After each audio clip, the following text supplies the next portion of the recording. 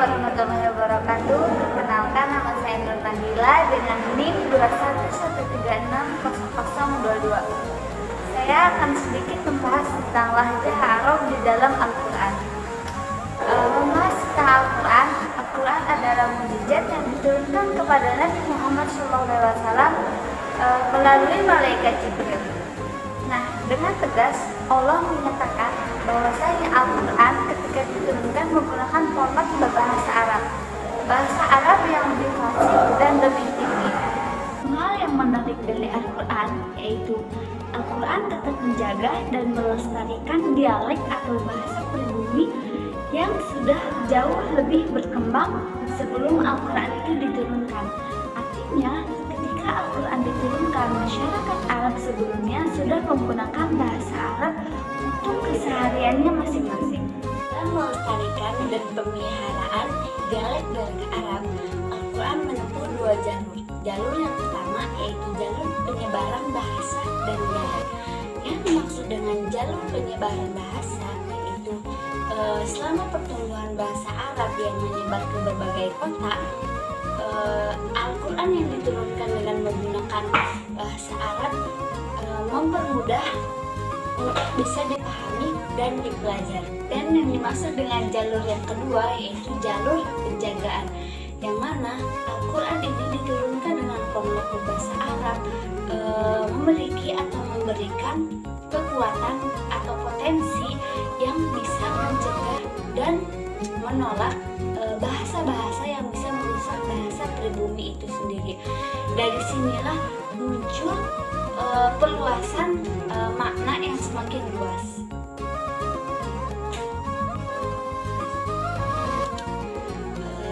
Lanjut ke pembahasan tentang lahjah.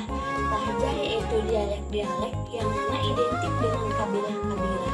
Lahjah yang lahir dari kabilah-kabilah yang tersebar di semenanjung Arab seperti dari Qais, Sa'ad, Tamim, yang mana mereka sudah memiliki tradisinya atau dialek masing-masing. Ada juga kabilah yang tinggal di pedesaan. Mereka mempunyai ciri atau mempunyai budaya dialek mereka masing-masing. Yang begitu pun dengan yang tinggal di perkotaan. Nah, dialek yang dianut di suku pedalaman cukup beragam, seperti mereka mengimalahkan dialek mereka dari kata A dari huruf A menjadi huruf E. Ada juga dari suku Baduy yang mereka ingin meringkas perkataan, yang misalkan melipat huruf yang mana huruf tersebut awalnya dua menjadi satu huruf yang biasa kita kenal dengan idgham. Nah, dengan begitu Allah telah memudahkan kepada Nabi-Nya dan memerintahkan agar setiap suku Arab bisa membaca Al-Quran dengan menggunakannya dialek masing-masing. Seperti dari suku Uzair hanya mampu membaca hatta ain, sedangkan harusnya hatta ain.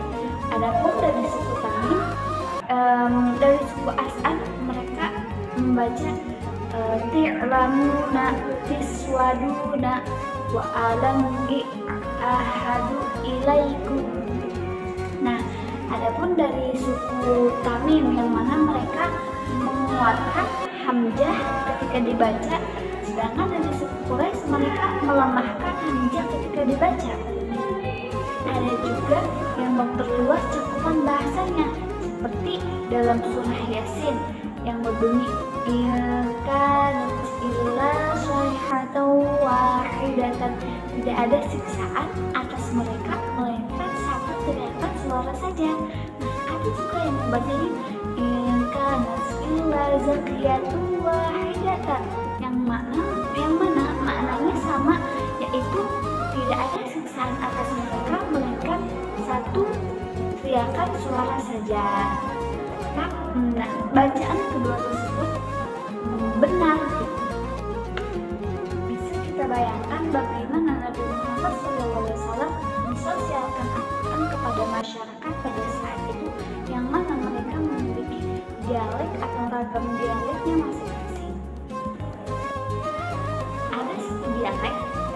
dialek tersebut merupakan dialek persatuan dari dialek-dialek yang lain, yang mana Al-Quran ini ketika diturunkan yaitu menggunakan dialek tersebut. Dialek apa itu? Yaitu dialek Quraisy. Nah, dialek tersebut merupakan satu macam bahasa di antara bahasa kabilah yang memiliki serumpun. Artinya, bahasa tersebut menjadi bahasa induk atau sumber bahasa dari bahasa-bahasa kabilah yang lain. Dengan begitu, Allah menurunkan Al-Quran dengan menggunakan bahasa Quraisy ini agar mempermudah kita untuk bisa memahami atau menghafal Al-Quran daripada Al-Quran tersebut. Atas dasar inilah wajar jika Allah Subhanahu wa Ta'ala menurunkan Al-Quran dengan bahasa Quraisy, yang mana tujuannya yaitu untuk mempersatukan bangsa Arab dan menunjukkan kemukjizatan Al-Quran. Ketika mereka gagal mendatangkan satu ayat yang serupa dengan Al-Quran, di samping untuk mempertahankan bacaan, pemahaman atau hafalan Al-Quran kepada mereka, Allah Subhanahu wa Ta'ala berfirman dalam surah Yusuf yang berbunyi, Inna anzalnahu Qur'anan Arabiyyan la'allakum ta'qilun. Sesungguhnya kami menurunkan Al-Quran berbahasa Arab agar kamu mengerti. Dengan demikian, apabila orang Arab berbeda dialek dalam pengucapan suatu lafaz, maka Al-Quran yang diwahyukan Allah kepada Muhammad menyempurnakan dialek-dialek tersebut. Dengan demikian, apabila orang Arab berbeda dialek dalam pengucapan suatu lafaz, maka Al-Quran yang diwahyukan kepada Nabi Muhammad SAW menyempurnakan kemujizatannya karena mencakup semua huruf dan macam-macam dialek tersebut. Sedikit kesimpulan, yaitu salah satu tanda kebesaran Allah Subhanahu wa Ta'ala adalah dengan adanya aneka ragam bahasa manusia di bumi yang tercermin dalam surat Ar-Rum yang berbunyi, dan di antara tanda-tanda kekuasaannya adalah penciptaan langit dan bumi dan berlain-lainan bahasamu dan warna kulitmu.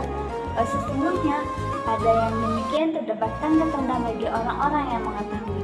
Demikianlah keadaan dialek-dialek suku-suku Arab pada saat Al-Quran diturunkan. Bisa dibayangkan bagaimana Nabi Muhammad SAW mensosialisasikan Al-Quran kepada masyarakat Arab pada saat itu.